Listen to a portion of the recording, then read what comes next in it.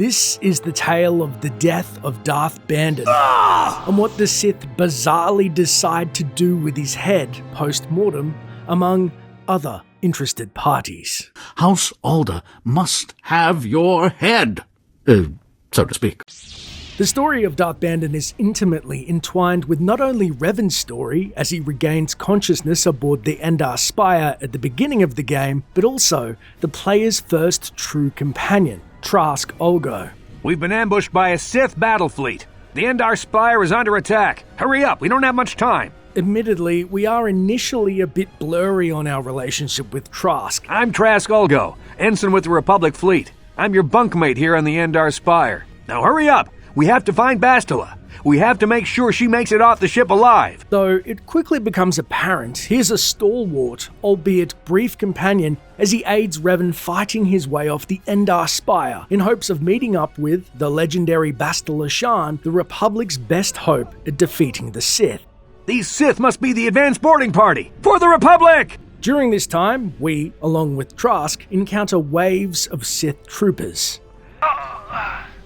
And it initially seems we will be successful escaping the spire before she blows. However, our dream of salvation is squashed by a looming Sith threat, also hunting Bastila. Trask, in a moment of heroism, selflessly sacrifices himself so that we may escape and aid Bastila. There's something behind here. Damn, another Dark Jedi! I'll try to hold him off. You get to the escape pods. Go! Unfortunately for the player, there is no way to try and aid your new companion as he perishes battling the unknown Sith menace. It's only later in the story, after you've acquired a third star map, Admiral Saul Karath approaches Darth Malak on the bridge of the Leviathan to tell him of Calo Nord's death. It's only then Trask's murderer's identity is revealed. Shall I hire another bounty hunter, Lord Malak? No mere bounty hunter can stand against a Jedi.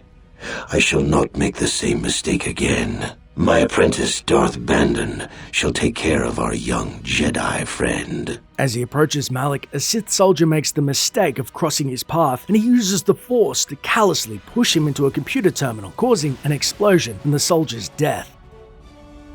Find Bastila and bring her to me, alive if possible. As you command, Master.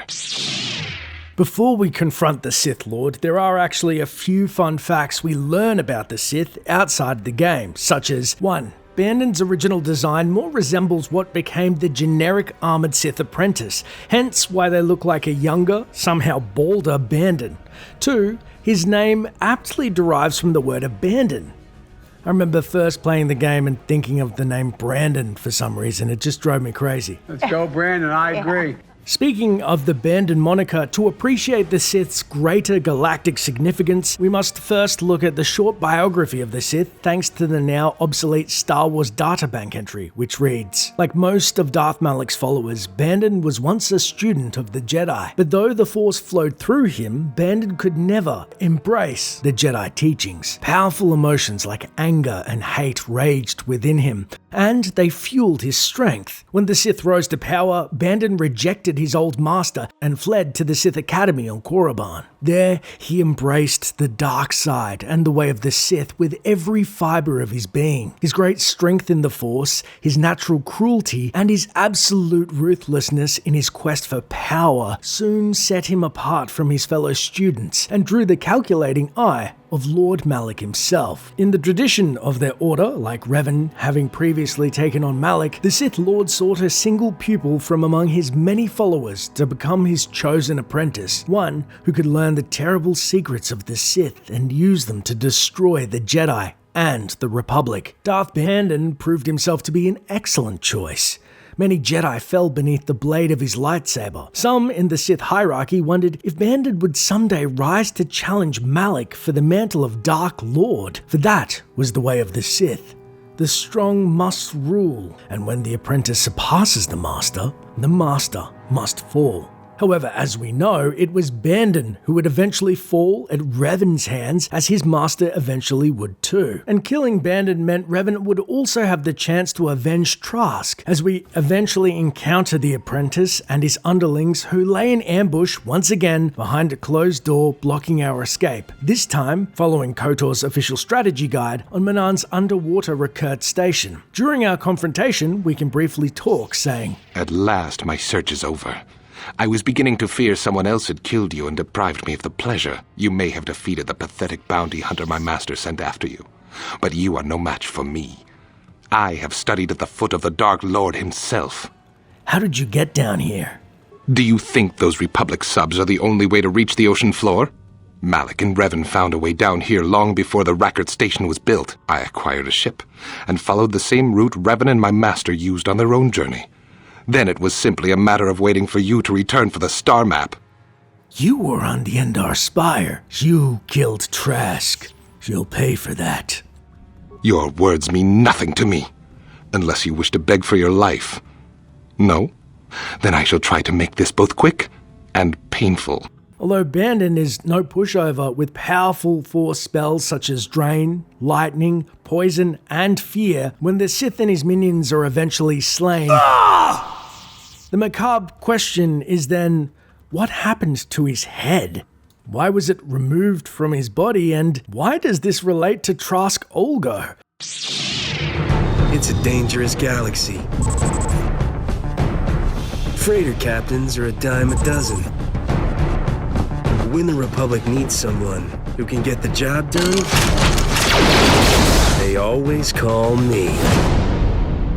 Well, both Trask and Bandon's fate is explored further in, I dare say, an incredibly satisfying, although I'm going to admit, random tie-in quest called Payments Due in the Smuggler's questline in Knights of the Old Republic. Somehow, the head of Bandon ended up in the possession of Risha, found in the smuggler's ship cargo hold during the Cold War, and she used it during her quest to locate the treasure of Nok Drayan in the smuggler's questline. And when we question her about the head, she says, You got House Tehran's schematic. Perfect. That wasn't too bad, was it? I should make you do more of the work. I have delicate hands, Captain. It would be a shame to get them dirty. Your next delivery is to take that head in the jar to a sniveling little stuffed shirt named Pima Ahaf. Pima is at House Alda's estate. You'll have to sneak through some tough battle zones to get there. I'm hoping for a good fight. You won't be happy until you've caused an interstellar incident, will you? What else do you know? They're Alderaan's original rulers. They've lost most of their political power, but none of their snootiness. Can't wait to ditch that creepy head. I swear its eyes follow me around the cargo hold. This is one delivery I recommend keeping covered. Once you deliver that head to House Alda, we can hit the hyperlanes. And so we collect the unusual artifact for delivery, as Corso has aptly called a creepy head in a jar, and its eyes do seem to follow us as we move about the cargo hold. And as we make our way down to the planet's surface to locate this Pima Ahaf of House Alda, we find that Risha's observation was quite astute. We do have to travel through a war zone. We can't help but wonder why anybody caught in the middle of the throes of a planetary revolution would commission a creepy head in a jar, and what possible significance it holds to this House Alda. Deep inside the Republic's compound, we find the library of House Alda in the far wall, and entering we see older scholars who largely ignore our presence, as if they were expecting us. Or perhaps they were too preoccupied with their studies to pay us any mind. Heading up the stairs into the lavish library, adorned with red and gold hues, we begin to question Risha's appraisal, because it looks in no way that House Alda is lacking in resources. Inside one of the small reading rooms is a diminutive man wearing a cape working at the terminals, who could only be Pima Ahaf. And so we approach him with head in hand, and he says, Guided tours of House Alda's Royal Museum are closed until further notice. I have nothing against off-world visitors, but please leave, or I'll be forced to call security. Do you want this head in a jar or not? I most certainly do not. Get that disgusting thing out of my sight. I mean, really, what sort of buffoon brings a counterfeit head and expects payment? House Older has already obtained the head of Darth Bandon, thank you very much. It was genetically authenticated by one of my conservators yesterday. Maybe this Darth Bandon had 2 heads.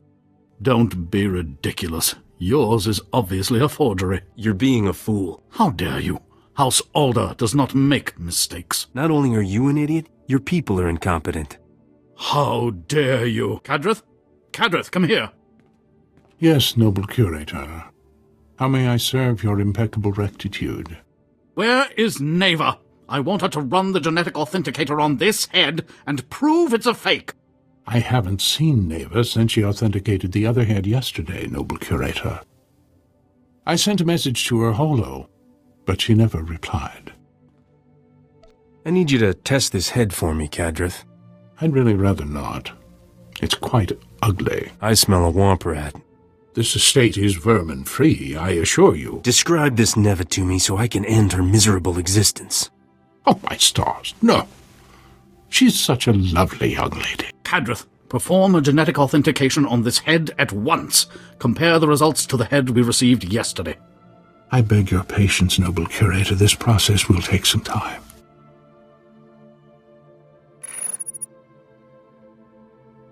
I'm afraid we have a slight problem. This head is a 100% genetic match for the Sith Lord Darth Bandon. I retested the head Neva verified yesterday, and it does not appear anywhere in the genetic authenticator's database. Somebody owes me an apology. And someone owes me an explanation. Tell me who delivered that fake head. The same man who promised he could obtain it. Hand over my payment, you morons. That poses something of a problem. We already gave it to the other man. Captain Skavik, this is Noble Curator Pima Ahuff speaking. I demand that you return the Arcanian hyperdrive at once. The head you bought it with is a counterfeit. Sorry, Pimi. I have a strict no refunds policy. Hey, Captain. You're a little late to the party. I should have known you were behind this, Skavik. I promised you'd regret crossing me. Hope you don't mind, Pimi, but Neva's taking an early retirement. She's too gorgeous for life in a museum. Hope you don't mind, Pimi, but Neva's taking an early retirement. She's too gorgeous for life in a museum. What? You menace! You corrupted that girl! Wasn't that hard, trust me. You won't have much use for women once me and Huey get done with you, Skavik. You still got that giant vibra sword? What are you trying to compensate for, kid? For expediency's sake, we'll cut this conversation short as there are many barbs thrown between each parties, but long story short, Skavik, who stole the smuggler's ship at the beginning of the game, has the hyperdrive which was promised to us as payment for the head, and thus we have to intercept his ship before he can get off-world with the hyperdrive and the cute librarian he corrupted and absconded with. I wish I had a hollow of your face right now, Captain. That expression is just priceless. Have fun eating my vapor trails. You must hurry to the spaceport. Stop Skavik before he escapes. Following Skavik's trail, we break into an Imperial starport and reclaim the hyperdrive. However, we're set upon by his goons who lie in wait. Fortunately, they're none too bright and forgo cover, being wiped out by a single spray of blaster bolts. Although the cowardly Skavik is nowhere to be seen, it's there Risha meets us once more and discusses the fate of the head, saying, House Alda still wants the head. That pompous gasbag Pima Ahuff will probably pay anything to get it. My ship's cockpit needs decorating. I could hang the head there. Add a couple of matching throw pillows. Could be nice. Good luck, Captain. I'll be waiting.